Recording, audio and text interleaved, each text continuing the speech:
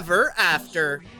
Among all the animated films that came out of the 2000s, Shrek would definitely be one, if not the most influential. From its comedic style to its use of computer animation to its hidden slam on Disney, it really changed the game to shape how animated features would become today. Even nowadays, we see movies that would take note from Shrek's craftsmanship to make their own. However, with films that would be inspired from The Green Ogre, sometimes there are those that can get too inspired and want to try to cash in on that success by making their own computer animated fairy tale parody. In this case, one of them was a film made by a small studio called Vanguard Animation, whom with the help of Lionsgate would hopefully propel them into popularity and enter the big leagues. But what a coincidence that it came out in 2007, since that was the year when animated fairy tale parodies pretty much died, especially when it was also when Shrek the Third came out. So now that we're opening the book on this tale, will we be watching this happily, or should we mention this film never after this review? Let's find out. The story. Well, there's no hiding that this movie really wants to be Shrek. Not only is this a fairy tale parody, but also believes that the only way to do so is by bringing all these fairy tales into one big fantasy world so that the movie can go and make fun of each one to supply the jokes. As you can see, part of the big issue with the film is the lack of originality. It thinks that the pre-existing fairy tale characters would do most of the work for them to create a comedy, but it really doesn't do anything creative with them. Even the godlike wizard's lair, where he regularly balances the forces of good and evil, sounds like an old reused concept. The only time this film did anything interestingly unique with the fairy tales is its interpretation of the Seven Dwarfs, where they and the cottage are fully built for battle. What's that, Dad? Oh, she's stuck! Bubba, give me a hand! How about a foot?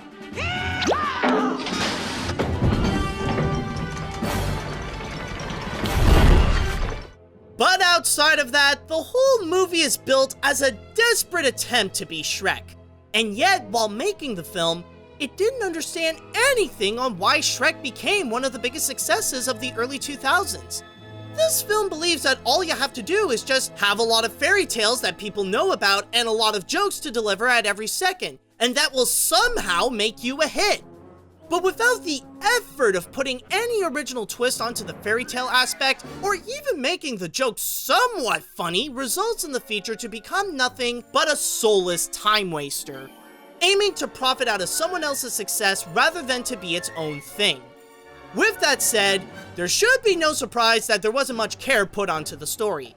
It's just so dull and predictable, and once again, rips off Shrek with the romance angle of, you can't fall in love with a princess, that's not how fairy tales work. But what makes it even more frustrating to watch is actually regarding the humor, which is a major case of quantity over quality. Like I said before, it brings out so many gags, yet they're barely even worth a chuckle and make the film feel more obnoxious. With so many fairy tale stories in one movie, it's almost ironic that it can't even create its own.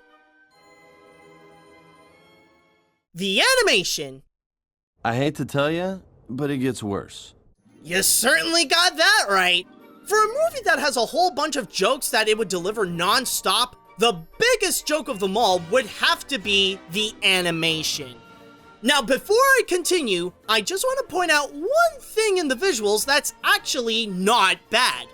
I'll give the film that I can see what the animators are going for with the character designs.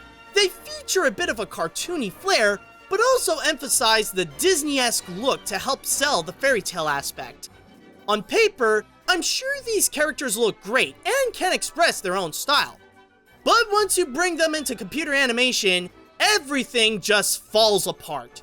I mean, look at this. This doesn't even look good for television animation.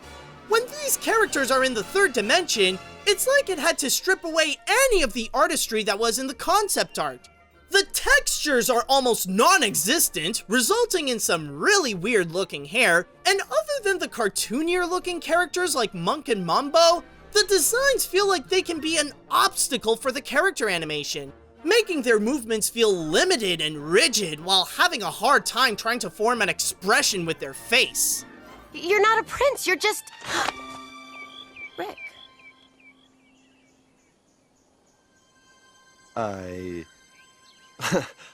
Sorry about that. Are you... Fine. It was fine. I mean, I'm fine. I guess we should look for the...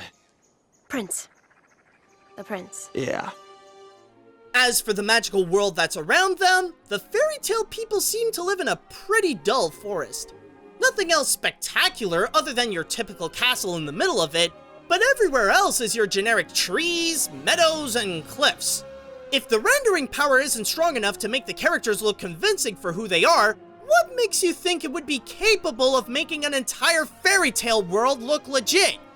The only thing I can think that's visually pleasing in the CGI is just that Frida looks pretty hot. I know that's a stupid comment, yes, but do you have any idea how hard it is to think of one nice thing to say about this computer animation? At least it's something compared to how the film delivers an absolute animated embarrassment. The characters. Remember back in Shrek when they presented a whole bunch of classic fairy tale characters and give them an enjoyable interpretation that also feels fresh and creative? Well, Happily Never After forgot to put that in their movie. What the film has instead is a cast that can range from generically dull to stupidly annoying. The bland ones on the list would include Ella, like Cinderella, who always thinks that her happily ever after would be with the prince and that he would save her, and Frida, the evil stepmother who takes the wizard's staff and control the land where all villains win and other generic bad guy stuff, whatever. As for the annoying ones, the two most obvious characters with that title are Monk and Mambo, the quote-unquote comedic duo where one is the lawful straight man and the other is the mischievous troublemaker. But as commonly associated with these comic reliefs, they end up making things worse, not just for the land of fairy tales, but also for the movie as they keep on delivering unfunny joke after unfunny joke to make the experience more excruciating than it already is.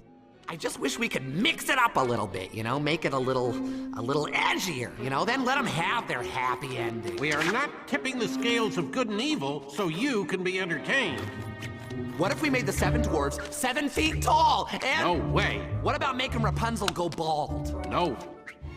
Another character on this list would have to be the prince himself, an absolute clueless brawn over brain type guy that always needs his book to know how to even function as a prince. Oh, and by the way, since I am getting tired of this, I would like to ask, can you please stop casting Patrick Warburton as the strong but stupid man in an animated film? I love the guy, but typecasting him won't make your character be the next Kronk. If there has to be one character that would maybe not be considered bad, I would probably go with Rick. He's not a good character at all as the pretty reject that has a crush on Ella, but at least his snarky wit does make him a bit tolerable. Almost like he makes people feel like they're not the only ones suffering here. There is a whole storybook amount of others, but really they're just here to make fun of themselves with a cheap gag.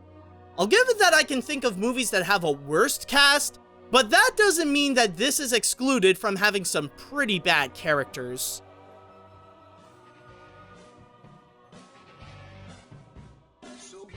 Once upon a time, there lived a terrible animated feature called Happily Never After.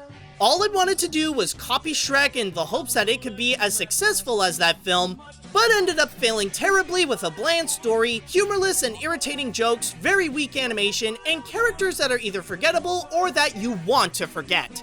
It ended up as a box office flop, and all the critics hated it. For some reason, there was a direct-to-DVD sequel, and nobody lived happily ever after.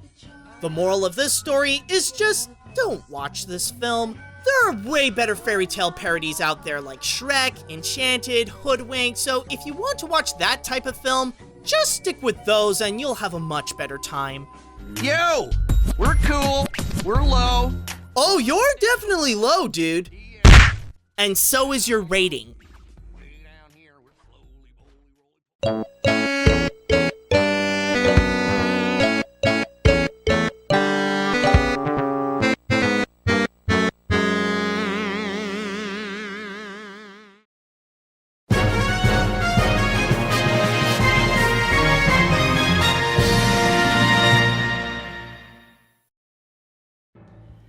Hey guys, this is AniMat's, and oh my god, what a painful experience that was.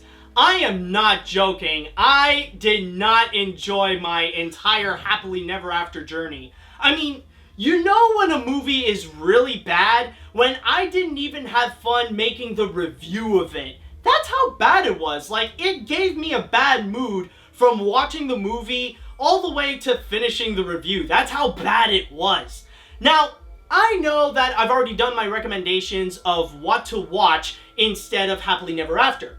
But there is one other movie that I would like to mention right here that would be a much better watch than Happily Never After. And that actually is the sequel, Happily Never After 2. Now, I know that technically, yes, that movie is much worse than the first one, bar none. But the reason why I would recommend watching that one is that at the very least, Happily Never After 2 is so bad that it's actually funny. It's laughably bad. At least when I would go watch Happily Never After 2, I would actually enjoy the awfulness that it would deliver, where the animation is such low quality and even the writing is just so awful that I can pretty much laugh it off and I can have a good time watching that one. Unlike Happily Never After 1, where, yeah, it's terrible, but it's not terrible enough where I can have fun with the terribleness. It's not fun to the point that I can actually enjoy how bad it actually came out, if that actually does make sense. Because the thing with Happily Never After 1, and I guess you could pretty much summarize it all up with most of the big and prominent Vanguard animation films, is that with the movies that they deliver, with Happily Never After and Space Chimps, like, those are awful films, but they're not bad enough to the point that we can enjoy them, that we can actually have fun with their terrible quality. It's just bad. I think that's the best way to put it, is that their movies, and especially with Happily Never After, it's bad. Not horrible, not tragic or anything like that. It's just bad, and it just puts you in a bad mood when watching it. Especially with how Happily Never After is just a cheap, soulless cash-in on Shrek and nothing more. But with all that said and done, I am so glad right now that we can finally finish off Happily Never After, and now I can actually go and move on to a Patreon request. And this time right over here, this is actually going to be coming from Brandon Ferretti. So I just want to start this off right now by saying that if you guys would like to be like Brandon and you want to go and suggest, no, that's not it. No, actually, no, rephrase that, actually. If you guys would like to be like Brandon and you want to go and support my work and get some amazing rewards at the same time, including but not limited to seeing my videos before anyone else, yes, that's actually the right thing to say, then all you have to do is go to patreon.com/animat. But at the same time, if you guys would like to suggest an animated film you would like me to review and I would put onto the animation hat, then all you have to do is just write me an email at animatsreviews@gmail.com.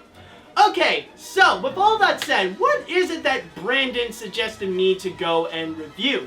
Now, what is it that he could give me that would hopefully be better than Happily Never After? Well, the good news on that is that he did suggest me something better. In fact, many would agree that you cannot get any better than this, because we're pretty much facing one of the best movies ever made.